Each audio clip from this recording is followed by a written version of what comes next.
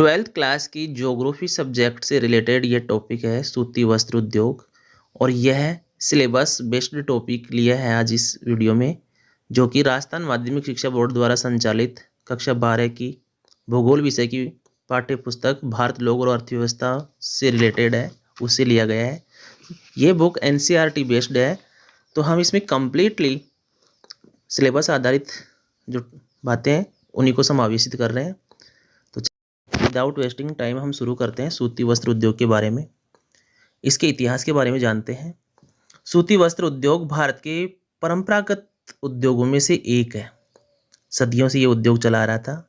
प्राचीन और मध्यकाल में यह केवल एक कुटीर उद्योग के रूप में संचालित था। घर में ही घर के सदस्यों द्वारा ही सूती वस्त्र का निर्माण किया जाता था। भारत संसार में उत्कृष्ट कोटि का मलमल, कैलिको, छींट और अन्य प्रकार की अच्छी गुणवत्ता वाले सूती कपड़ों के उत्पादन के लिए विश्व प्रसिद्ध रहा है। ढाका की मलमल जो विश्व प्रसिद्ध है, क्योंकि ढाका भारत की आज़ादी के बाद में जब भारत और पाकिस्तान का विभाजन हुआ तो वो पूर्वी पाकिस्तान में चला गया, जो कि आज बांग्लादेश की राजधानी के रूप में जाना जाता है। इसकी मलमल महीन मलमल थी। कहा जाता है कि एक छोटी सी दिया सिलाई में एक पूरा थान समा जाता था। ऐसे ही कैलिको और छेंट भी यहाँ की प्रसिद्ध है। भारत में इस उद्योग का विकास कई कारणों से हुआ है। पहला कारण तो यह है कि भारत एक उष्णकटिबंधीय देश है, भूमध्य रेखा के समीप ही स्थित है। और उष्णकटिबंधीय देश में कपास का उत्पादन भलीभांति से होता है। यह एक उष्णकटिबंधीय देश है और सूती कपड़ा गर्म और आर्द्र जलवायु के लिए एक आरामदायक वस्त्र भी माना जाता है। दूसरा प्रमुख कारण है कि भारत में कपास का बड़ी मात्रा में उत्पादन होता था। भारत में इस उद्योग के लिए आवश्यक कुशल श्रमिक भी प्रचुर मात्रा में उपलब्ध थे। इस तरह से तीन प्रमुख कारण हो गए। पहला कारण यहाँ की जलवायु का अनुकूल होना, क्योंकि हम जानते हैं सूती कपड़ा गर्मी में और पसीने में हमें राहत प्रदान करता है, तो यहाँ के लोगों को सूती कपड़ा पहनना आरामदायक लगता था। दूसरा, यहाँ की जलवायु कपास उत्पादन के लिए अनुकूल थी। और तीसरा कारण है यहाँ प्रचुर मात्रा में श्रमिक उपलब्ध थे। वस्तुतः कुछ क्षेत्रों में लोग सूती वस्त्रों का उत्पादन पीढ़ियों से कर रहे थे और अपनी कुशलता को एक पीढ़ी से दूसरी पीढ़ी में स्थानांतरित करते रहे, और इस प्रक्रिया में उन लोगों की कुशलताएं भी पक्की हो गई। आने वाली पीढ़ियों के लोग कुशल होते चले गए। इतिहास के संदर्भ में ही हम बात कर लेते हैं अंग्रेजों की। अंग्रेजों ने प्रारंभ में हुआ क्या कि अंग्रेजों ने स्वदेशी सूती वस्त्र उद्योगों के विकास को प्रोत्साहित ही नहीं किया था। जब अंग्रेज यहाँ हमारे देश में आए थे शुरुआत में, उन्होंने इसको हतोत्साहित किया, इस उद्योग को। बाद में वे कच्चे कपास को अपने देश में ले जाने लग गए और वहाँ उनके देश में इंग्लैंड में दो शहरों में, एक तो मैनचेस्टर और दूसरे शहर का नाम है लिवरपूल, वहाँ सूती वस्त्र उद्योग की अनेक मिलें स्थापित थी। तो मैनचेस्टर और लिवरपूल में स्थित अपनी मिलों के लिए भारत की कपास को ले जाकर उन मिलों को सुपुर्द कर देते थे और वहाँ से तैयार माल यानी कपड़ा वगैरह बनाकर फिर से वो भारत में लेकर आते थे और यहाँ महंगे दामों पर भारतीयों को बेचते थे। अब वहाँ मिलों से जो कपड़ा बनता था वो तुलनात्मक रूप से सस्ता होता था बजाय कुटीर उद्योगों में बने हुए कपड़े के। तो यहाँ भारत में अंग्रेजों के यहाँ से आयात कपड़े की मांग बढ़ने लग गई, उनको आर्थिक फायदा होता रहा। भारत में जो कपड़ा होता था वो अपेक्षाकृत महंगा होता था और यूके की मिलों में बना कपड़ा सस्ता होता था। बताते चले, यूके जिसका पूरा नाम यूनाइटेड किंगडम है, हिंदी में जिसको संयुक्त राज्य भी कहते हैं। साथ ही इसके पर्यायवाची के रूप में यदि आपको इंग्लैंड, ब्रिटेन, ग्रेट ब्रिटेन ये सब देखने को मिले तो आप कंफ्यूज ना होइएगा। ये इसका एक सेपरेट वीडियो भी है इसी चैनल पर। ये सब एक तरह से पर्यायवाची हैं, England, Britain, great Britain, UK, United kingdom और संयुक्त राज्य। तो वहाँ से अंग्रेजों ने तैयार माल को भारत में लाकर खपाना शुरू कर दिया। भारत की बात कर लेते हैं हम अंग्रेजों के बाद में। यहाँ सन 1854 में, ध्यान दीजिएगा, वर्ष 1854 में पहली आधुनिक सूती मिल की स्थापना मुंबई में की गई। अब यहाँ ध्यान देने योग्य बात यह है कि 1854 से पहले भी भारत में सूती वस्त्र उत्पादन होता रहा था, लेकिन वो कुटीर उद्योग के रूप में था। तो पहली सूती वस्त्र मिल की स्थापना महाराष्ट्र के मुंबई शहर में होती है 1854 में। इस शहर को सूती वस्त्र निर्माण केंद्र के रूप में कई लाभ थे। यह गुजरात और महाराष्ट्र के कपास उत्पादक क्षेत्रों के बहुत ही निकट था। कपास, जो कि काली मिट्टी की फसल मानी जाती है, और महाराष्ट्र और गुजरात में अनुकूल स्थिति थी।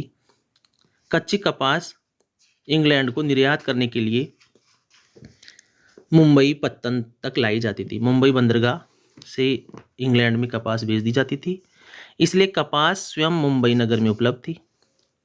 इसके अलावा मुंबई उस समय भी वित्तीय केंद्र था और आज भी भारत की आर्थिक राजधानी के नाम से जाना जाता है। एवं उद्योग प्रारंभ करने के लिए आवश्यक पूंजी भी मुंबई में उपलब्ध थी।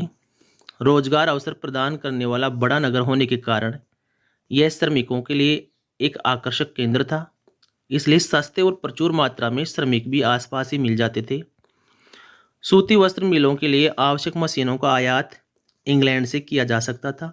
पानी के रास्ते से बड़े बड़े जहाज़ों में बड़ी बड़ी मशीनें लाई जा सकती हैं।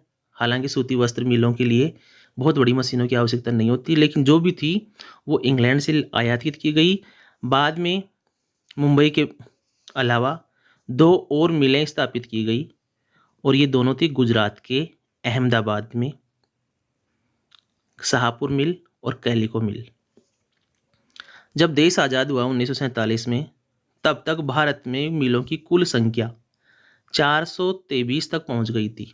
1947 में हमारे देश में सूती वस्त्र मिलों की कुल संख्या 423 थी, लेकिन देश विभाजन के बाद दृश्य ही बदल गया और इस उद्योग को एक बड़ा प्रतिशरण झेलना पड़ा।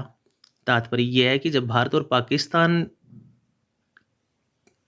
का विभाजन हुआ, भारत का विभाजन होकर पाकिस्तान बना, तो कपास उत्पादक क्षेत्र ज़्यादातर थे वो पाकिस्तान में चले गए, पश्चिम पाकिस्तान में। मिलें भारत में रह गई, कपास उत्पादक क्षेत्र पाकिस्तान में चले गए। इसका कारण ये था कि अच्छी गुणवत्ता वाले कपास उत्पादक क्षेत्रों में से अधिकांश पश्चिमी पाकिस्तान में चले गए, जिसको आज हम पाकिस्तान के नाम से जानते हैं। बताते चलें कि पूर्वी पाकिस्तान को हम अब बांग्लादेश के नाम से जानते हैं।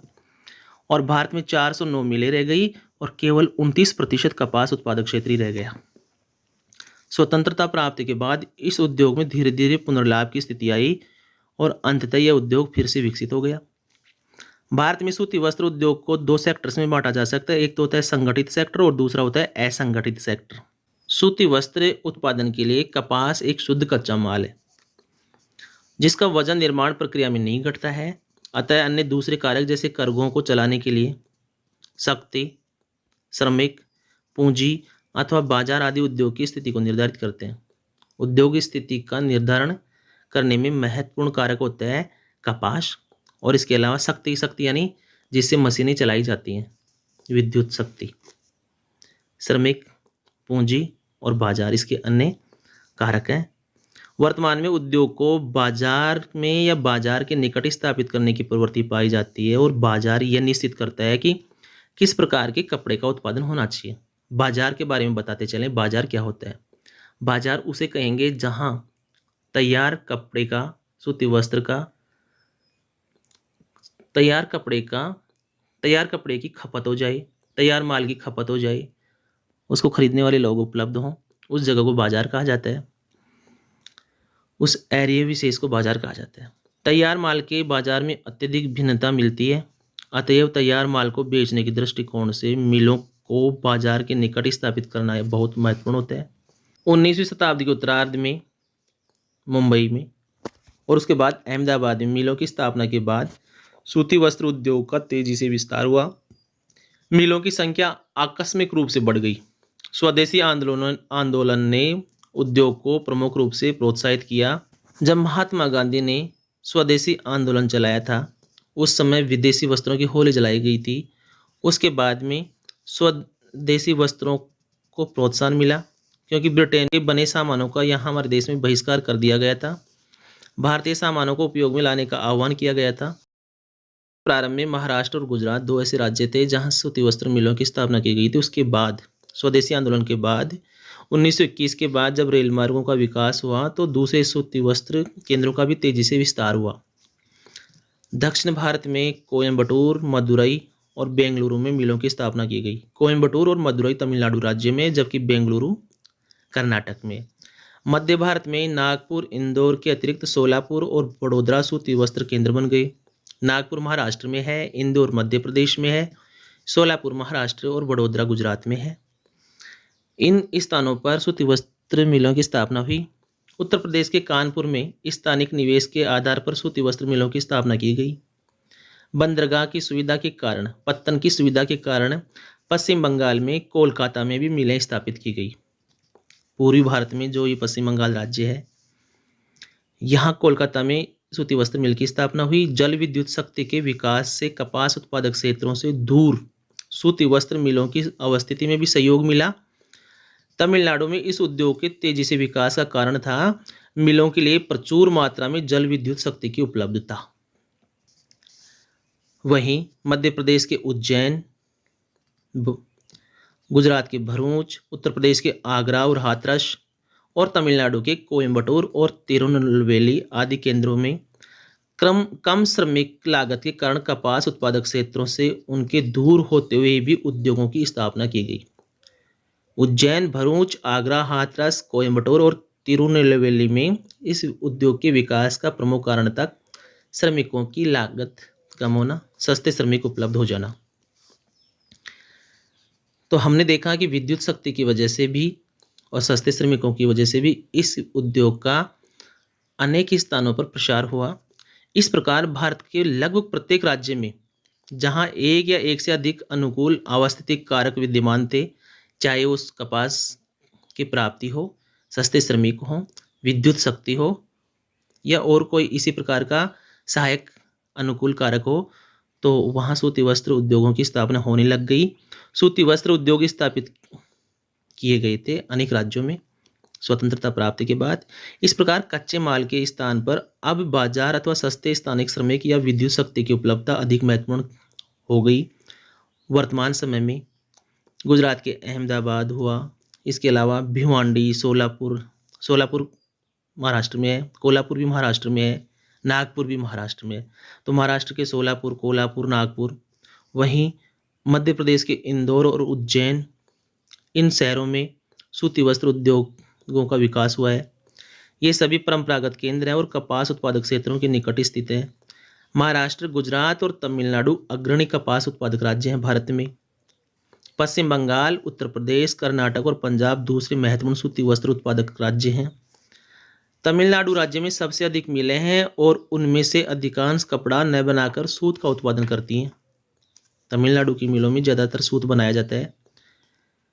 तमिलनाडु राज्य की खासियत यह है कि यहाँ जो शहर है कोयम्बटूर, उसमें तमिलनाडु की लगभग आधे से अधिक मिलें अवस्थित हैं।